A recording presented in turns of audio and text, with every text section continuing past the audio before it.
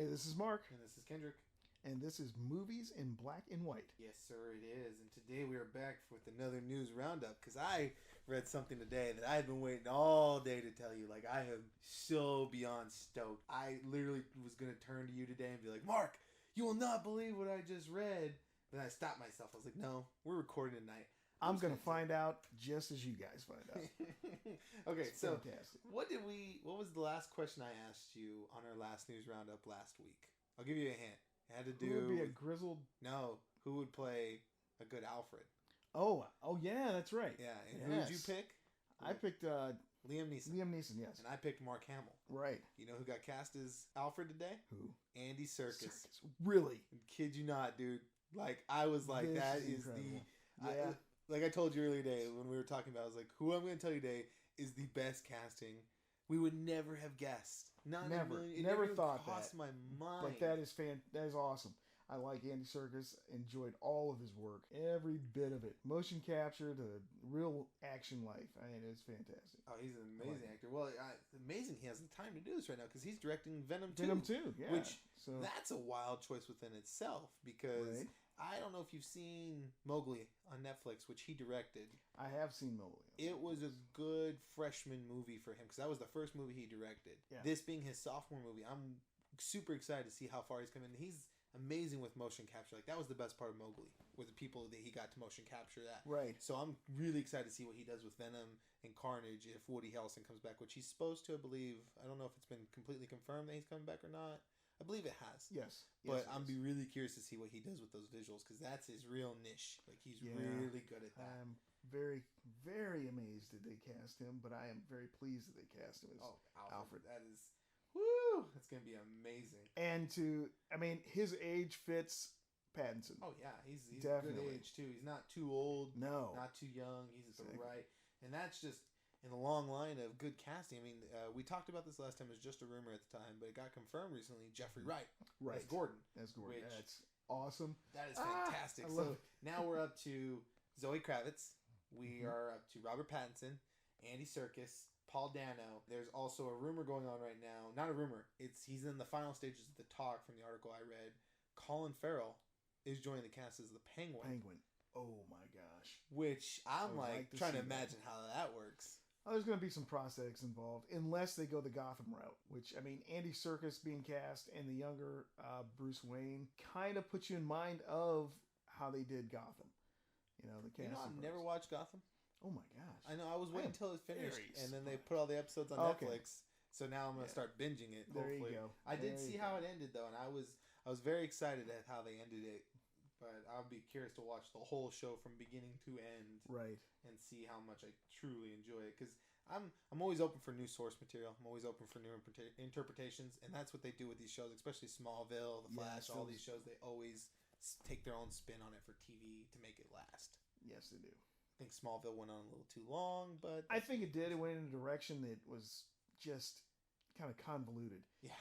And it was like, okay, if you'd have just stayed on the path you were going in, you know, the whole Lex Luthor is now a machine, whatever. it's kind of crazy. To also touch upon another good comic movie that we mentioned a couple episodes back, Joker is getting close to $1 billion. Which, that was my hope, but I never thought in a million years it would happen. The worry, like you said before, they were so worried, the studio was so worried that they split the production costs. They are paying for that now. Mm-hmm. But hey, you make $500 million. I think you're all right. That is wild. You've won. And to recant on our Martin Scorsese thing, this is pertinent to the Joker. He was up to direct the Joker at one point. He spent a significant chunk, but he couldn't crack it. He could not crack doing a comic book movie. Right. So he handed the reins off to Todd Phillips, which he was super excited for, and I don't know if he's seen the movie or liked it, but he was supposed to do Joker, and they clarified some of his statements regarding his whole Marvel debacle. He claims he has seen some of the movies. They're just not his niche. And he's further clarifying, saying, I greatly appreciate what those guys are doing for the industry, which is what our big beef was. Correct. Was that we were afraid what that would do to their mindsets and how that would make them feel. But I'm super glad he's clarified. I'm pleasantly surprised that he's actually given him a chance. If it's not his niche, it's not his niche. I agree with that. I can understand the clarification. I in the article that he clarified in, I still believe he's hard-nosed on what his stance is. And also, some of that revelation of, okay, you were up for that to direct that movie and you couldn't crack it. Martin Scorsese is in the pantheon of great directors. Yes. He I don't take anything away from him, but he's still a human being. To be a little bit jealous and maybe throw some shade at something that you couldn't get a hand on, seems like he might have done that. But I digress. The casting news is absolutely wonderful coming out of Hollywood today, coming out of the Batman. The Batman is shaping up to be, hopefully, and we are so much praying for this because we want to see more great DC movies. We want to see something that, rivals them with the Marvel universe and says, hey, this is a competition. So competition just breeds greatness. Yeah. So we want to see that. Well, I couldn't be more thrilled with the way the Batman's shaping up. And I've bit myself before saying, oh, there's no way this could fail. There's absolutely no way. Like Green Lantern, in my mind, there was no way it could fail. I mean, you had Ryan Reynolds. You had, what was the guy that played Kilowog? Big dude. Forget his name. He was in Armageddon. Michael Clark Duncan. Thank you. You had Jeffrey Rush. You have Jeffrey Rush. You had Mark Strong. Right. Yeah, you had a killer cast, and you had a guy that directed Casino Royale. I was like, there's no way this can fail. You had Taika Waititi in that. I mean, come on. There were people. It was there. But that was just not so there. Miserable. So, speaking of bombed, and I'll come back to Joker Mix. I got one more thing to tell you. But speaking of bombed, Terminator is eating major shit at the theater, which is just depressing. It's just depressing. I thought getting the original chemistry back together, getting the original recipe back together would have helped this film. Well, you had Linda Hamilton come back, Schwarzenegger come back, which he was in the last one. You had James Cameron coming back to produce, and I think he helped with the story. Right. And you had the director of Deadpool. Yes. The first one coming in to make this movie. And by all accounts, the movie's good. It's just not performing well at the box office, which is disappointing because, I don't know if you know this, but they have failed to launch trilogy after trilogy with Terminator. Salvation was supposed to start its trilogy in the future, which I like Salvation. Salvation was a decent flick. It wasn't by any standards T1 or T2. Right. Better than T3 in my opinion. Yeah, I think so. Then that didn't pan out. And then Terminator Genesis was supposed to start a whole nother trilogy, and that didn't pan out either. You had Schwarzenegger back finally in the whole role, bless you. You had a whole new cast, you kind of had a rebooted series, and then it didn't work. So for me, it's super depressing that another movie that was supposed to start a whole new trilogy isn't working in the box office, and this one is better reviewed than the last two.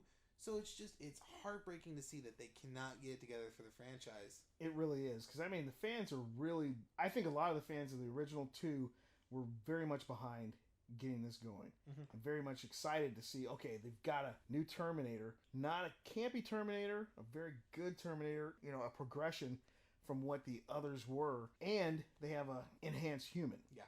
Now, that's a fantastic fight. It is very disappointing that it's not doing well. Well, they're saying it could lose anywhere between up to $120 million, which is just... goodness. That's eating it. That's eating the cost bad. And I'm, like I said, I was really pulling for this to work so they could start a new trilogy. And I liked where they were going. I liked the design of the Rev 9.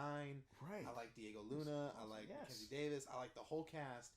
I liked what they were doing. I still haven't seen the movie. It's on my list. But it breaks my heart. And I definitely will still go see it. Yeah. Oh, yeah, absolutely. I have to see for myself, see what they're saying. But. Well, like I said, they're saying good things about it. It's just not performing well. Nobody's showing up to see it, which is amazing. Because Terminator is one of those hallmark franchises that just doesn't go anywhere. It takes quite a few years between movies.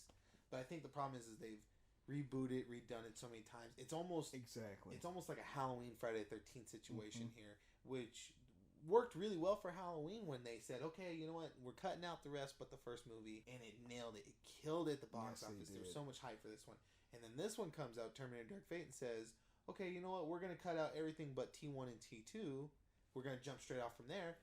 And it worked for the movie from what all accounts, but it's just people aren't showing up for it. Box office. So it's a depressing thing, truly, because you could tell they put some hard work and some effort into that movie and made it work for the storyline they were going for. Now they're saying, I don't remember who said, the guy that runs the studio for them said, we're going to put it to rest for a while. We'll revisit 5 or 6 years from now and probably reboot the franchise. And then he joked maybe into an animated series, which I was like, I could watch that too. I could watch that too. That would be fantastic. check that watch out. it in the line of Animatrix. Yeah. Yeah, like an anthology series. Yes. That would be great. Fantastic. Going back to the Joker, though, this was another great thing I read today, and I wanted to share with you. Todd Phillips did an interview, and somebody asked him, did Zazie Beetz' character survive the encounter with the Joker? He says he doesn't definitely kill her definitively. He goes on to explain that he wrote the movie. You know, he knows everything he's talking about. He knows what he was planning to do with her. He goes, we like the idea that it's almost a litmus test for the audience to say, how crazy is he? Did he actually kill this lady? And that's what we did. We all questioned it. That was a big part of our thing, was like, he left the gray area open. But now I'm happy, and I didn't think we'd get this yet again. Prove me wrong twice about the Joker, is he's given us the definition for it, which is just great as well. Yes. So he goes on to say, most people that I've spoken to think he didn't kill her because they understand the idea that he only kills people that did him wrong. She had nothing to do with it. And then he goes on to further say, most people understood that even as a villain, he was living by a certain code. Of course, he didn't kill this woman down the hall. And now he also mentioned that there was a deleted scene from the movie where when he was on the Franklin Murray show, it cut to her watching him on TV. Which would have been really cool to see, but they wanted to keep it. Yeah, he said he wanted to keep it from the perspective of the Joker, which is great because that movie worked best just from Arthur's perspective, and it made you really question what you were seeing. And they did a fantastic job. We were all thinking, kill her? Did he not kill her? And like I said, it's great to have that definition, but at the same token, I could have lived without it because I was happy just wondering. It made me keep thinking about that movie. Consistent. Cool to have that definition. Yeah, it's good to know she survived and possibly could go on for something else. Probably mentally scarred from that whole thing. Oh, definitely. It's like, pack your shit. We're getting out. We're not living here no more. We're not living in this apartment. Oh my gosh. I don't know if you think of all the Joker knockoffs that would come in. Oh, right? You knew him, right? What was he like? Okay. Really creepy. Yeah. So that scene where he points the gun at his head and pantomimes what she just did. Whoo, buddy. That was wild. So, sequels that just got announced recently. Michael Douglas came and said that they're going to start production on Ant-Man 3 soon. So he says by 2021, 22, they're going to do filming and it should be out in that time frame.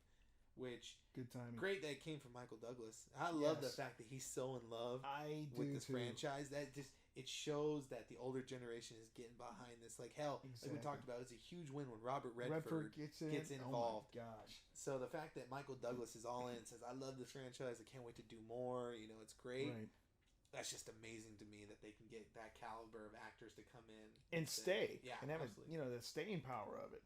Well, not just the staying power, but the draw power within itself. Like we talked about, you got Angelina Jolie starring in the Eternals. Right. You had Mahershala Ali call Kevin Feige and said, "I want to play Blade. Let's talk." And of course, Kevin was just the smartest guy in the room that said, "Absolutely. What do you want to do? Let's go." What do you want to do in this? Which that's a win within itself right there. I can't wait to see more of that. 2-time Emmy Oscar Award winner. I mean, come on. Hell yeah. So what would you want to see from Ant-Man 3? You know what? I want to see, Hank Pym and, getting into the quantum realm and finding Janet. I want to visit more of the interaction of Scott Lang and Wasp. Yeah. Ant-Man and the Wasp with other characters. Because you need that. Yeah. Well, the first movie was the heist movie, which worked wonders. Exactly, did well. I would classify the second Ant-Man and the Wasp as kind of like a buddy cop film. It was a buddy cop.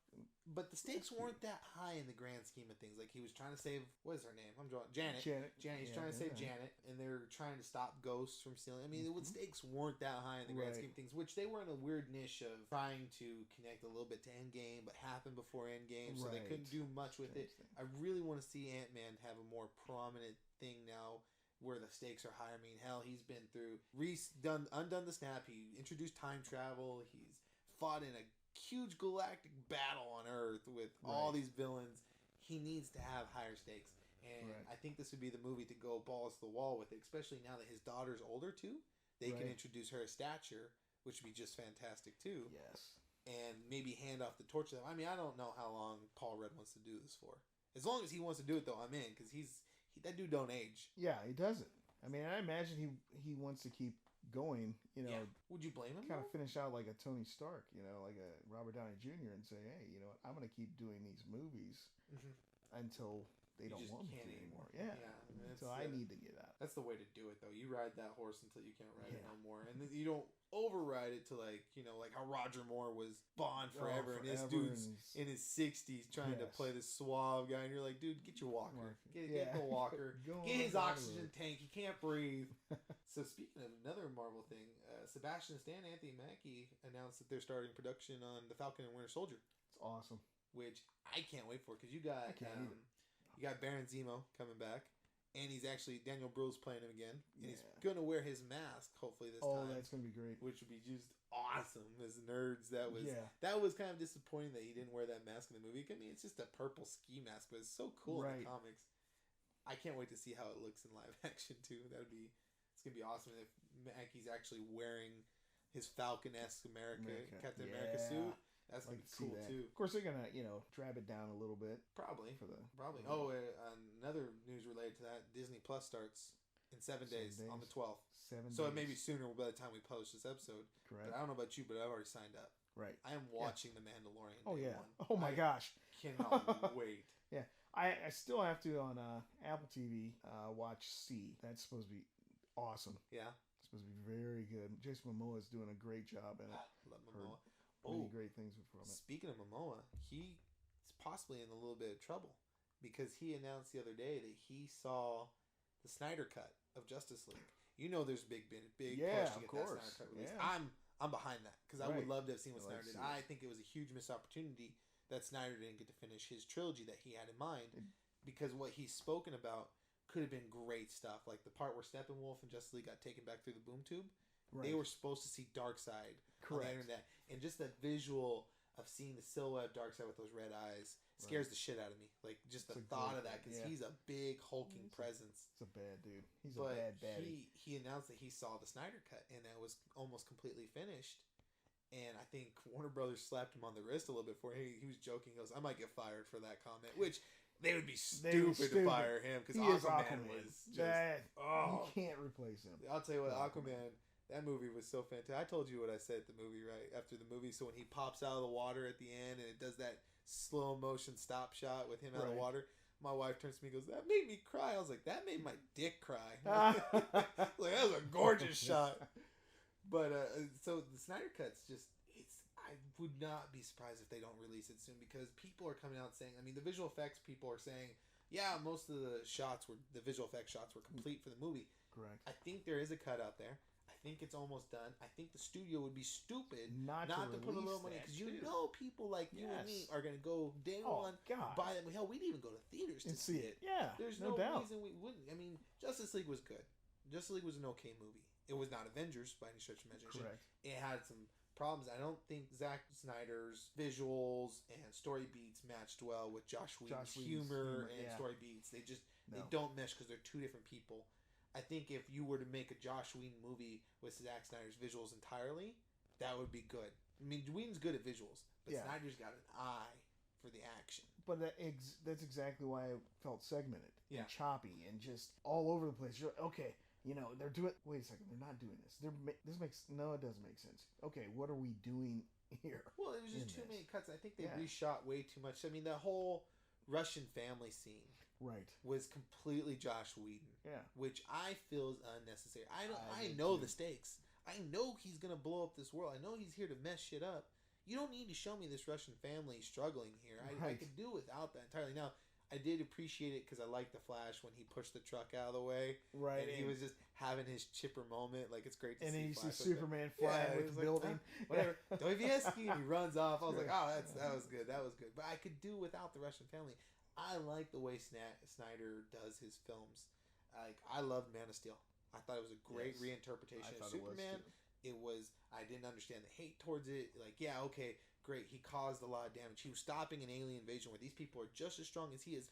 Right. Buildings are going to get blown up. People are going to die. There's going to be collateral damage. You don't see people throwing a fit when Godzilla shows up in the Godzilla movies. Oh, a ton of people probably died. Yeah, buildings are crushed. He's a giant monster. Yes. Of course people die. It's collateral damage. This happens. Let's just take him out of the equation and let the monsters run around and do what they want to do. Oh, that would just be boring. How about that? Now, I'm not going to... Actually, I wouldn't see that movie. No, I'm just saying. That's what people expect. People say that. And then I liked... Batman v Superman in theaters was okay. I was kind of disappointed because I felt like stuff was missing. But then when the Ultimate Edition came out, the rated R cut, right, it filled in those gaps, and it was so much better. Have you seen that edition? Right. No. I'll let you borrow it because you gotta watch it. Good. It literally completes that movie, and good. it makes it so much better and easier to watch. Because like I said, the original theatrical cut, you could tell there was some plot that's missing. Like some things just kind of jumped around. You're like, how the fuck did we get to this conclusion? Yeah. But once you see the extended cut, you're like, okay, this fills out now. This makes basically more sense. What we're saying in most DC films, the editors aren't crazy. No. Most Zack Snyder DC films. Because Aquaman didn't have this problem. Shazam didn't have this problem. Now, David Ayer's Suicide Squad had this problem because the studio was dealing with the backlash from Batman v Superman because it was too dark. They're like, we need to lighten this up, which was a bad call. You gotta just trust these guys. You hired them for a reason. Let them finish their movie. You know, at the end of the day, if it doesn't do well, it doesn't pan out, okay, great, lesson learned. But you're only gonna make things worse. I have never seen a movie that really came out better for having studio interference. I cannot think of one off the top of my head. Right. It doesn't happen because you're interrupting these guys' artistic integrity, and it's making them not want to complete these movies. Now, the only time, actually, I lie. The only time studio interference has come into play helpful is like in Bohemian Rhapsody. You know, Bryan Singer left production. He was just not stopped showing up, so studio interfered and said, okay, you know what? We're going to let somebody else come in and finish the shooting. He finished the last 2 or 3 weeks of shooting, and the movie turned out pretty good. Yeah. I think Bryan Singer had completed enough to where they could fill in the blanks. And it was actually the guy that directed Rocket Man came in to fill in those blanks, which Rocket Man's pretty great too. That's the only time I really see studio interference playing a part, is that the director's just butchering it or not showing up to work. Same thing with Solo. What were the 2 guys' name that directed the Lego movie that were working on Solo? Do you remember off the top of your head? Because if you don't, I can look it up. No. It was, let's see, the Legos. Phil Lord and Chris Miller. They were directing Solo. But then Kathleen Kennedy came in and Lawrence Kasdan said, this is not what we hired you guys to do. You guys are just doing jokes. You're letting them go off script. Which is, you know, that's always good to have some improv. But you can't let them improv the whole script. And they were just upset. And then you had Ron Howard come in and put the movie back together. And there's actually been a big push lately to have a Solo sequel where Ron Howard's completely in charge of the sequel. Because I feel like with what he did, with what he had, and the time he had to do it, he did a great job. He'd do a great job. I mean, Ron Howard's amazing. Like, I don't understand why some of his movies get the hate they do, but he's a damn good director. You know, the Snyder Cut needs to come out. They need to release it. They will make money off of it. I don't care how much. They'd probably recoup some of their loss from Justice League. Spend the extra 2-3 mil, however much it takes to finish those visual effects shots. Maybe it's not even that much. Maybe it's $500,000-$600,000. Who knows? Pay the money, get it finished, put it out there. Yeah, people. There's been such a huge push to get that movie. People are going to show up to see that, and then you could sell the Blu-rays for it. Oh my gosh! For a $30 special edition, and yet again, we're going to buy it. Exactly.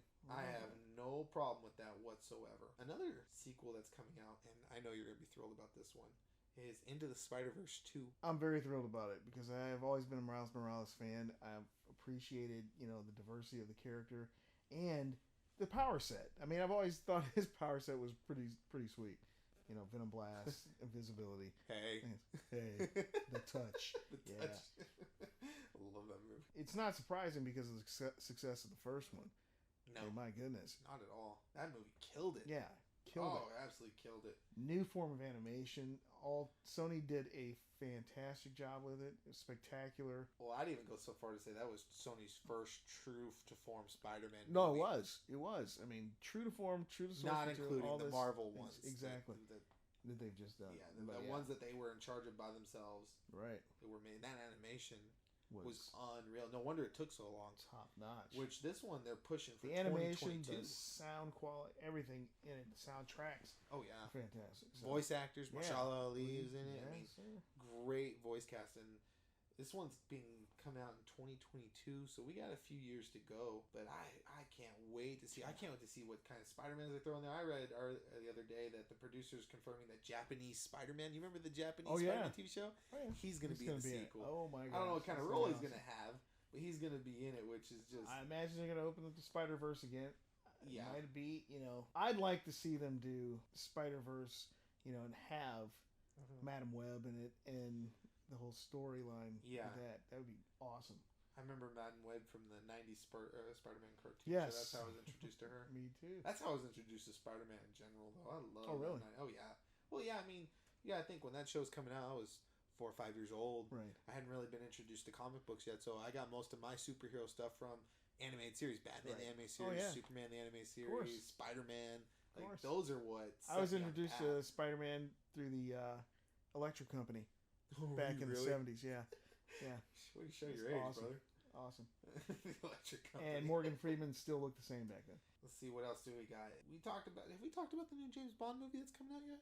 No. Oh, man. So it's called No Time to Die. Yeah. Those Bond movies always come up with the craziest names. I mean, Live and Let Die, Octopussy. Where do you get these titles from? Probably my favorite Bond up until this point. I really enjoyed Daniel Craig as Bond. Fantastic. Sean Connery was top notch too. Yeah, absolutely. Absolutely. It was funny. My brother sold me out to my dad because he listens to the show. He goes, Kendrick ranked Roger Moore, your favorite one, is his least favorite. I was like, no. I was like, George Lazenby's my least favorite. Oh, okay. Roger Moore's not that high on the list because I think Timothy Dalton's underrated. I do too. I love Sean Connery. I love Daniel Craig. So like I said, it goes Craig, Connery, Dalton, Moore, Brosnan, Lazenby. Gotcha. So take that to Dad Hollister and let me know how that goes. Throw me under a bus. But so No Time to Die is directed by Cary Joji Fukunaga, which his name sounds familiar to me, and I'm trying to remember what it was from that he's directed. But yeah, great. I think this is Craig's last movie. Oh, right. That's it. He wrote it. Oh, well, yeah. And then he's directed a few movies called Beast of No Nation, which I haven't heard of. Oh, I've seen it with Idris Elba. Was it with Idris Elba? Yeah. Man, I loved Idris. Great movie. Jane Eyre, he directed that, and a few other Sin Nombre, Mexican-American adventure thriller. Never heard of it. But, the fact that he wrote it that's all I need to hear. I'm in. Like, it's usually these guys, they hasn't done much. They come into these big productions, and they kill it every time. He's got some chops, because Beast of No Nation got much acclaim. It's a fantastic movie. I mean, hell, my case in point, when I talk about people that haven't done much coming to this, Russo brothers and Whedon. Right. I mean, those two, the Russo brothers were known for Arrested Development. Yeah, Whedon was Buffy the Vampire Slayer. And Firefly. How dare you forget Firefly? Yeah, well, that show needs to make a comeback. So Daniel Craig, like we said, coming back. Ralph Fiennes is coming back as M. Ben Whishaw is coming back as Q. Jeffrey Wright is coming back as Felix. I'm so excited because he wasn't in the last two. And I love Felix. Rami Malek is playing the villain. Oh, we'll be awesome with that. Hell yeah, that's going to be awesome. That. And then I read somewhere the other day that I think the villain of Spectre is coming back. I think I read that the other day, which I don't remember. I need to watch Spectre again. It's been a while, but I thought he died at the end. I could have sworn he died at the end too. That was Christoph Waltz. Yeah, Christoph Waltz. I can't remember if like I said, it's been one of my favorite ones is Skyfall. Yeah, and then going from Skyfall to Spectre, you're just not going to do as well. There's no way in hell. I'm really hoping that this one, being Craig's last movie, goes out on a strong they'll put high the last stops out. Yeah, all the stops. Which I wish the roles were reversed. I wish No Time to Die was probably like the third or fourth one, and Skyfall was the last, because Skyfall is just amazing. God, I love Skyfall. Moonraker. Moonraker, yeah. God. That was, you know what? Those Bond movies back then, that's the Bond movies I actually grew up on. Yeah. It was Roger Moore. Jaws, Odd Job. Odd Job was a Sean Connery villain, but you had all these guys. Man with Golden Gun. Nothing wrong with those original ones. I've actually been showing my wife the original ones before the baby got here. I've been showing, because I have the collection. Right, the 50th year anniversary one that came out. Yeah. So I've been showing her to him, and I think last one we were watching was Live and Let Die. So she needs to finish that one, and then I need to get her caught up before the new one comes out, because they always throw in those Easter eggs into each Bond movie you wouldn't get if you hadn't seen the rest of them. Eddie Murphy is back. Oh, it's Dolemite, right? Yeah, you keep Dolemite is my name. That is a great ensemble cast. Eddie Murphy, got Wesley Snipes, Keegan-Michael Key, Mike Epps. Just a great cast. Yeah, great stuff. I really enjoyed watching that movie. It's vintage Eddie Murphy, so I mean it's almost like he hasn't even left. So it came back very good. The story of along the lines of Coming to America. Well, it's kind of like that, but it's actually a retelling of how they actually made Dolemite the movie. Okay. And the subsequent movies afterwards, the sequels. Rudy Ray Moore was a comedian And Eddie Murphy described him perfectly. He said he was the loser who refused to lose. And, this guy wasn't significantly talented in any area. Okay. Had some really raunchy albums he put out, blue albums and everything like that, which were funny. Yeah. I mean, really, if you listen to him, he said, "You know what? I want to make this money. I want to make a movie." And he financed it all himself, did everything all himself, and it broke so many records. Yeah, as a movie.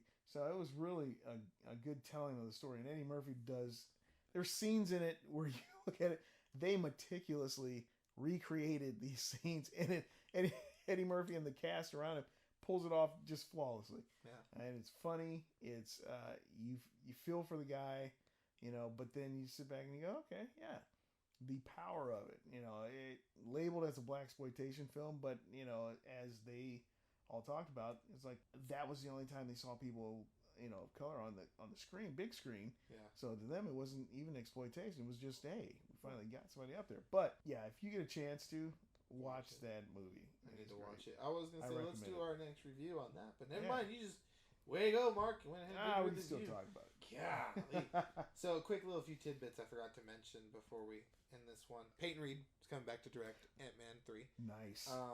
Bob Iger, the CEO of Disney, he's weighed in on the whole Martin Scorsese comment thing. Right. Which I read this and I was like, oh, this kind of echoes what you and I talked about. He says, he's a great filmmaker. I admire him immensely. He's made some great films. I would debate him on this subject. First of all, Marvel's making movies. They're movies. That's what Martin Scorsese makes. And they're good movies. I don't think he's ever seen a Marvel film. Anyone who's seen a Marvel film could not, in all truth, make that statement. No, it couldn't. They could not ever say they offer nothing. There's no surprise. There's no passion or drama, or there's no telling of a story that makes you just go, I'm on the edge of my seat. Mm-hmm. Every time you see it. Yeah. Even though we know what the ending is going to be. Yeah. How they arrive at that ending changes in those movies compared to the source material. Yep. I mean, so you're involved with those characters. I mean, there's a whole generation of kids and people who are coming up saying Iron Man, yep. who are saying Captain America, who are saying, oh, yeah, I like the Winter Soldier. I like, these characters were fleshed out by these directors, by these actors, and it is cinema. Yes. Sorry, man. It's cinema. Absolutely. It is a movie. And it's not going anywhere. No, it's not going anywhere. And I think that's kind of what, I don't like about his statement. It's like, okay, yeah, unfortunately, there aren't, if you've got a comic book movie in the theater, it's dominating that theater. Yeah, it kills the box office, everything. Even their lowest incoming box office movies are still in the $700-800 million range. Right. But if you love movies, you're still going to go to a movie and see you're still going to a theater and see a different movie too. I mean, it's not that I'm just going to go see that and that's the only, hey, some people, yes, that might be the money you spend there. Yeah. But for most people, hey, I'm going to go see that movie. I'm going to go see this, smaller movie than the Marvel movie. Well, I still want to go see The Irishman. Anyways, oh gosh, yes. It's a typical gangster movie, but I'm in. Like I'll watch it. So I got two or three more tidbits for you. Deadpool 3 is rumored to already be in development in Marvel Studios. Right. Which now that Marvel owns them, that's fantastic. Like let's see. I'm hoping they'll keep it rated R. I'm hoping Ryan Reynolds is gonna stay. Ryan Reynolds would be dumb to leave Wade Wilson behind because he is Wade Wilson. Yeah. Like just like how Robert Downey Jr. is Tony Stark and Chris Evans is Captain America. Exactly. You'd be dumb. Chris Hemsworth is Thor. I mean, hell, all the Marvel guys in general are those characters.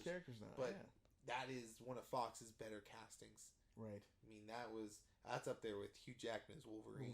And Patrick Stewart as Professor X. And then let's see here. The other one I had was Robert Pattinson said he's reading a lot of comic books to prepare for the DC movie, which. Bully for him. Way to go, dude. Get his name. I like it. I recommend Batman Hush if you haven't read that one already because that is fantastic. That's awesome. Long Halloween's also really good too. I think that's what The Dark Knight was based off of or took source material from. Halloween. Yes. But it was funny. He goes, I've had quite a lot of time to prepare because I didn't realize there were so many Batman comics.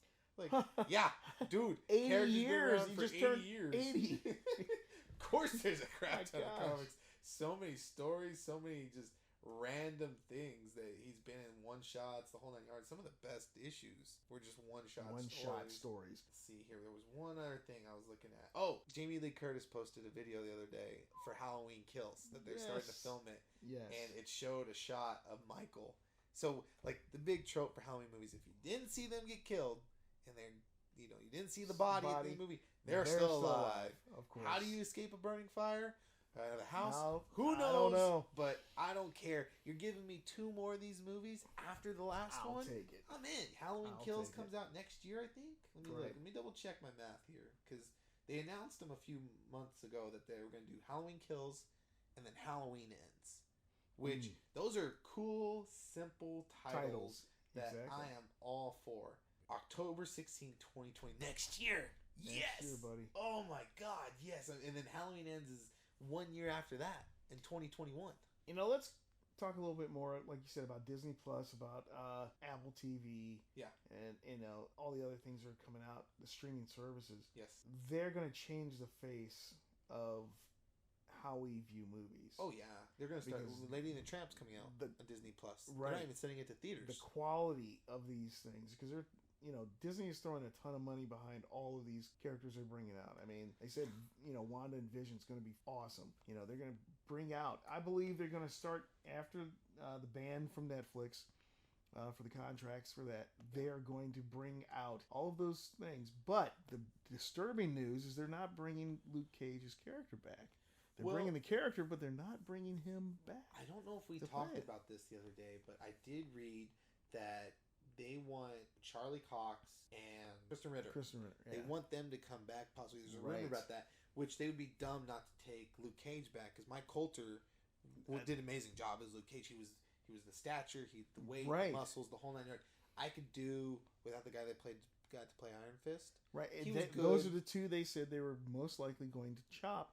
And they said, they're going to look for somebody else besides Coulter in the Luke Cage role, which is a dumb thing to do, because I think he did a very good job with the emotion and the struggle that Luke Cage had. He did, but if Marvel's saying they're going to find somebody else, they'll find somebody else, probably more perfect, and we'll be like, you know what?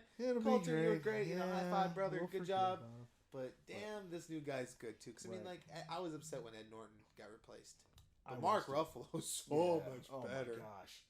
Oh, cannot beat Mark Ruffalo. And then you can't really. Speaking on the services, you got Disney Plus coming out. HBO's going to do HBO Max, which I think Warner Brothers part of that. Which will be great. Warner Brothers owns HBO, right? Yeah. Okay, so Warner Brothers is doing that, and they're going to probably put out DC shows and movies there too. Because I know the big one they were mentioning was Green Lantern. Okay, yeah. Which would be great because with the TV budgets they have nowadays and what they can do with visuals and how easy they can do. I mean, look at Game of Thrones. They could do a Green Lantern TV show. And a really good, in-depth Green Lantern show. 4 major characters of Green Lantern. So, I mean, and even the smaller, lesser offshoots. Well, I'd say we're a good year or 2 away from everybody just saying, fuck it. I don't need DirecTV. I don't need Uverse. I don't need any of that stuff. I'm just going to pay for my streaming service. I'm going to get my Hulu. I'm going to get my Netflix. I'm going to get my Disney Plus. I'm going to get my HBO, your Apple TV. Yeah. And you probably still end up saving money than what it cost you for freaking cable service. Did you see The Boys' new trailer? The Boys? I haven't. The new trailer. Yeah, it just kind of rehashed season 1. A little bit. Threw a little bit in there. I think it was deleted scenes, but there was more just saying like, hey, we're doing season 2, which we all knew. Because The Boys was freaking epic. Awesome. And it ended on that cliffhanger where you're just like, damn you, I want to, why do you do this to me? Yeah. Like, I'm going to come back next season. Don't leave me on such a big cliffhanger. You guys got me hook, line, and sinker. Like, come on now. Great. Yeah, I bet you Mandalorian's going to end up on some kind of cliffhanger. Oh, it will. It's going to come back next year, and you're going to be sitting there going, okay, we're going to want more and more and more. Dicks. Well, I read yesterday, and this is a cool little tidbit, too. The guys that are doing the show running, and I don't think it was Jon Favreau that talked about it, but it was one of the other producers.